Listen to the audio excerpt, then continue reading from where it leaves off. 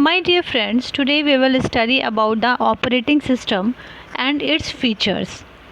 As you are a student of the class 11th and from the very starting years like 6th, 7th and 8th classes, you will have studied the a common definition of the operating system is that it acts as interface between the human and the computer hardware. Means without the operating system we cannot do any type of the work on the computer system. Means when first of all we will have to install the operating system on the computer, and then after we will be able to install any type of the applications and all. And then similarly we are using the mobile system, and in the mobile system the Android operating system is already installed when we are purchasing the phone, and after the installation of the Android system we will be able to download any type of application and just run it frequently. So when we are talking about the operating system, we will have to consider that the operating system is the base of the any computer or any mobile or any type of digital device through which we are operating some apps and the softwares. In this session we will study some more functions of the operating system in detail, that how the operating system works in our computer system. So before starting the topic operating system, we will have to assume an example in our mind. So as in our school there is a principal, in all of the school there is a principal, and the principal has to take care of every aspect of the school. Means the space available in the school, the availability of the ground, the timetable management, the classes management, the subject management, the faculty management, and many other things also are there. So the principal is the only one who is taking care of each and every part or as in every aspect of the school. Though principal is doing this type of work with the help of or cooperation of the other peoples also, but the main responsibility of the principals. So you can compare the operating system with the head or with the principal in a school or in any manner. As a head is responsible for taking care of each and every aspect, in the similar way the operating system is responsible for every operation in the computer system. There are many files in the computer system, memory is there, processing is there, input and output devices are there. The way of the operation of the input output devices and how the memory will manage, how the jobs get executed, so all these type of responsibility of the operating system. We will starting with the functions of the operating system. The very first function that I am going to discuss, that is memory management. In this part we will study the how the memory will be managed by the operating system, how operating system will create a space for the new jobs and many other things also. In the similar way we will be discussing one by one the processor management, device management, file management, security and some other topics also. The first point, that is throughput. So what is the throughput? So throughput is a way, or you can say is a unit through which you can calculate the working capability of the CPU.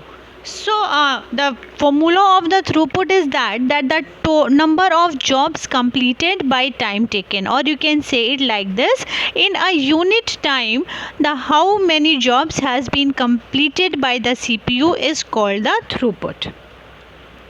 In a unit time, if a CPU is completed 5 jobs for an example, then the throughput will be 5 for the CPU. The next topic that what I am going to discuss, that is process management. What is process management? So first of all you should know that what is process. When we are writing a program in the copy, or we are writing simply a code in a code editor, this is not a program. But when we submit this process in order to the execution, and when some other pointers also get attached with the particular program, then this program will call the process. So you can say in a simple sentences, a program in execution is called the process. Means a process is the execution of the program. When a program starts to be executed, then this is called the process. Now, moving forward, the process management involves various tasks like creation of a job, scheduling of the job means the continuation or the queue in which the jobs will get executed. Termination of the process means the operating system can close any of the application if it is required in order to memory or anything else. And a deadlock situation. Deadlock situation is that situation in which one or more application is open on the computer system and you can't control anything, means you are unable to work on any particular system. In our daily life we use the term hang, and according to the term hang, my computer hangs, my phone hangs, this is the condition of the deadlock. So the deadlock will also be get managed by the operating system. So here we are going to study about the process states. When a program is in execution, there are variety of states, or you can say many states are there. The very first state is that the new state, means when a process is created, means when a programmer had written a program and submitted in the memory, or you can say we simply press on the run button, then this is a process in a new state, means the submission of the program. The next state is the ready state. In this stage, the program is loaded into the memory and ready for the execution. And if the CPU is busy with any other program, then that particular program will be waiting for the CPU time, and this time is called as waiting time. So, the time at which a process is loaded in the memory, this is called the ready state. The next is the waiting state, means if the CPU is not free, the process is waiting for any CPU time, then this time is called as the waiting time. And the state of the process in which the process is waiting for the CPU is called the waiting state.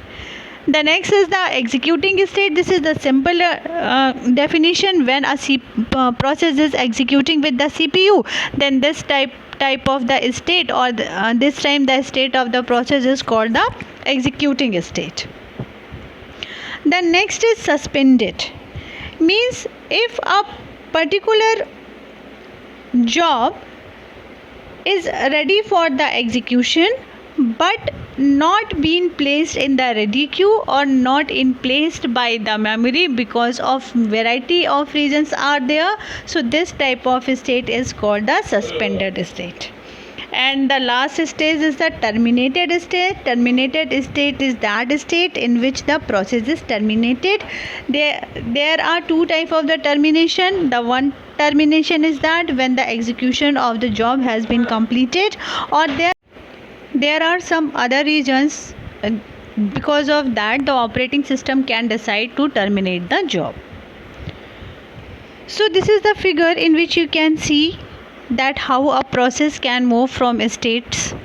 So from new to ready, when the process is admitted in the ready queue or in the memory, then ready to running when the CPU is allotted to any particular process or job, then the state of the process is the running states, and from the running status there may be many reasons through which it may be in the waiting conditions and again move to the ready conditions. Means if there is any interrupt, so the interrupt should be completed by the operating system according to the priority. So if there is any interrupt, so the operating system will stop the execution of the process and then the process will move into the waiting state.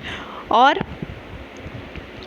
or if there is any IO request, means if there is any input required or any output is required, so again the process will move into the waiting state, and from the waiting state it not be directly in the running state, it has to move to the ready state, and from the ready state again when the CPU is free from any other job, and then it will be allotted to the job, then it will again come into the running state, and from the running state when the execution of the process is over, or you can say any other issue, then the process is get terminated, and the terminated state is the exit state. So the new state is the entry of the process into the memory or in the execution, and terminated is the last state.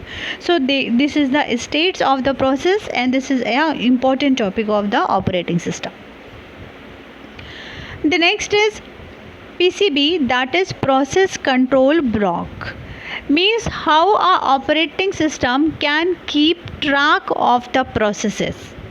Means as I am showing you that an operating system has the capability to track each and every process. So the operating system keep tracks of the process with the help of the PCB block.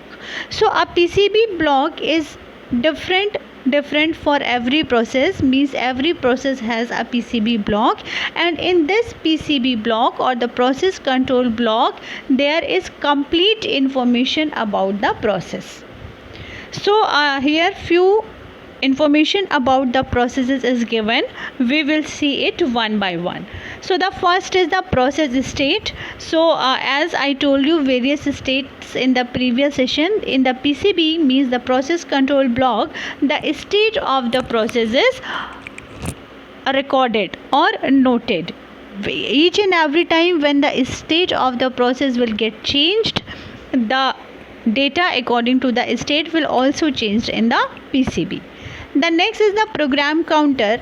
So for an instance, understand that program counter is a type of memory, a small memory, or you can say the correct word is the register, in which the address of the next executable statement will be stored. So the record or the data of the program counter is also stored in the program counter process control blocks, that is PCB.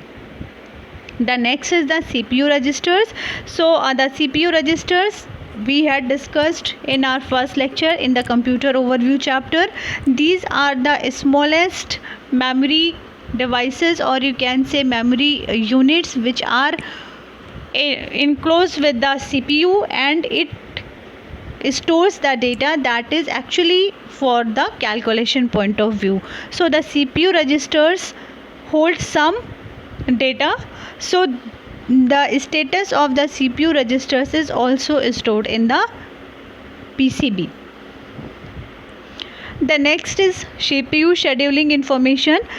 So the CPU scheduling information is in which manner this CPU will be allocated to the job. So it is also get stored in the PCB, and according to the other issues of the CPU, means the amount of the CPU time which will be allocated to the process, and some other type of required information will also get stored in the process control block. So in this way, with the help of the process control block, the operating system will keep track each and every process in the memory.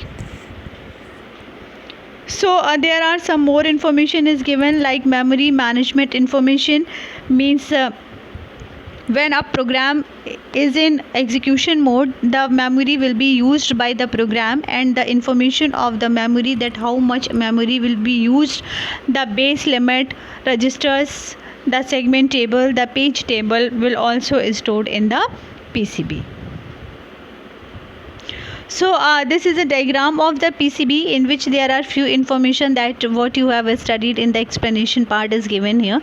So you will have to write it in your copy in the examination, so just get a look of it. Now there is next important topic, that is scheduling algorithm. So what is scheduling algorithm? So first of all, you can understand that if there are many processes in the memory, means for example process number 1 to process number 10 is stored in the memory, then in which order the CPU will be allotted to those jobs. This is called the scheduling or the scheduling algorithms. Means, just consider an example. Means there are 10 students in a class, for example, and a teacher, and every student has some query, and every student wants individual time from the teacher. So the teacher can have some scheduling algorithm through which he or she calling the students one by one and solve their query. If not, then there is a chaos. Ma'am मैं पहले आया, ma'am मैं पहले आया. So the scheduling algorithm can be of any type. For example, like that, the teacher will call the student on the first come first serve basis. Means that student who came first, his query will be solved at the priority basis according to the conditions, according to the appearance of the students. The teacher will be solving their queries. The next algorithm may be the teacher can ask to the student that who has less query. Means the student having 1 or 2 queries can come forward and just solve your queries and go back to your home, and the student having a large number of query will be handled in the last of the session. So this is also a type of algorithm. And one more type of algorithm can be like this. The teacher will be solving on a rotation basis one query of the each student. Means he is taking query from student number 1, then the first query of the student number 2, then again the first query of the student number 3, and so on, and again the second query from the student number 1, and so on. So I had discussed 3 types of scheduling algorithm here, and in the coming slides we will be having a look of each and every algorithm. So before starting the algorithm, there are few terms that you should know about the scheduling algorithms. Is that, so first is the execution time. Means it is the actually time required by the process to complete the executions. Consider it like that if you have a query that will take only 5 minutes to be get solved by the teacher. So this is actually the execution time. Means the time in which your query is getting solved is the execution time. Means when the process is getting executed by the CPU is called the execution time. The next is arrival time. Arrival time means the time in which the jobs entered into the ready queue or into the memory. Means you can resemble it or compare it with the example. The time in which you had entered in the class is called the arrival time. And now entering in the class and execution of your query, there is some time in which time you are waiting for your turn. This time is called the waiting time.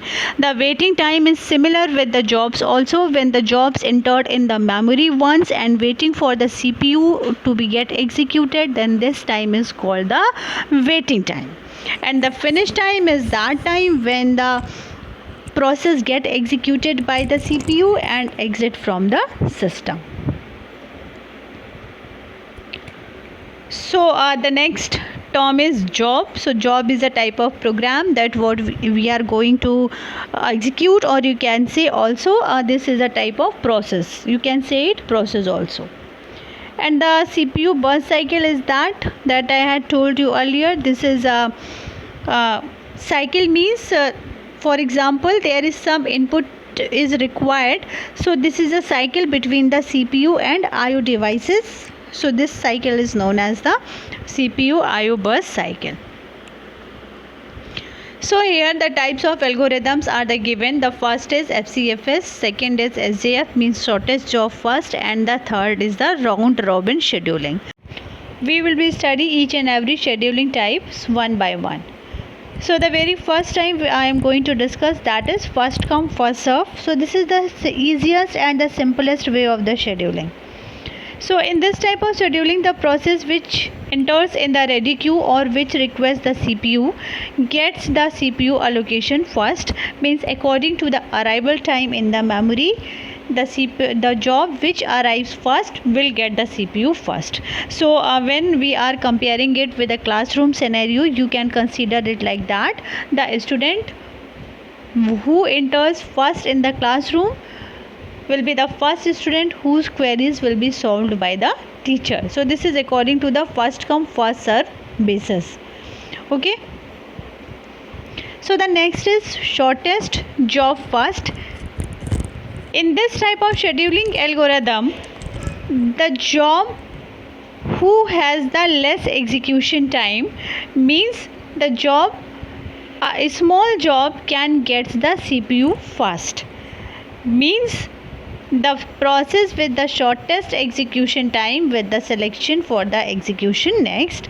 You can consider it like this, that in the classroom scenario, if there are 10 students, as I had given an example earlier, and the student who has the less number of the queries will be entertained first, and in this particular scheduling algorithm will be moving forward, and the queries of the other students will also get solved. In the similar way, the other jobs may also get executed.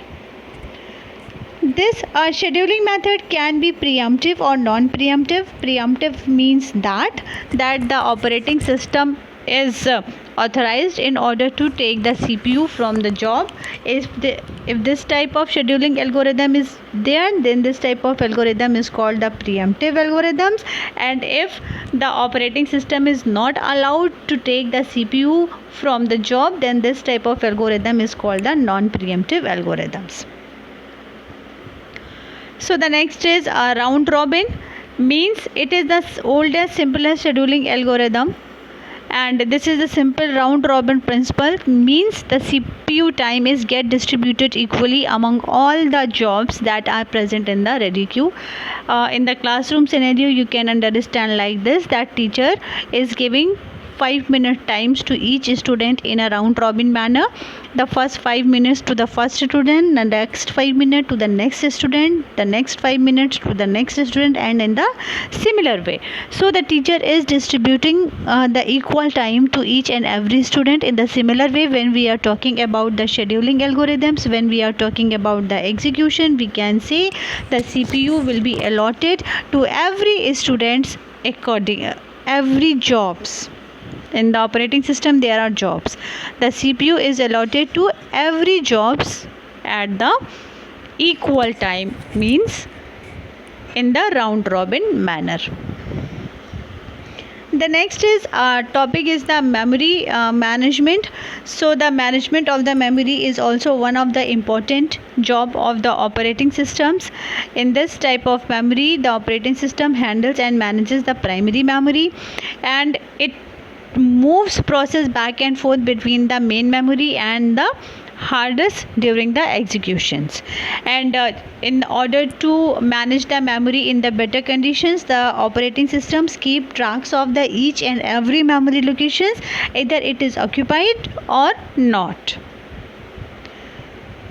And in order to perform the memory management, it also checks that how much memory is to be allocated to the process, and it also decides that if there are many other processes and there are a small number of memory available, then the operating system will decide that which process will get the memory at what time. And it also tracks that whenever some memory gets freed or unallocated, and correspondingly it updates the status of the memory management. The next is I/O management. So the I/O management deals with the input output devices. There are variety of input output devices attached with the computer system. So in order to the working with these devices properly, the operating system will taking care of the I/O management also. So An operating system or is required to conduct a system in which it is required to take an application input request and send it to the physical device, and then take whatever response come from the device and send it to the applications. Means operating system is responsible in sending and receiving the signals from the input output devices to the computer system, or from the computer system to the input output devices. So this is all about today's session. In today's session we had studied about the operating systems. There are some basic phenomena and the basic applications done by the operating systems, and this is all about today's session. Thank you.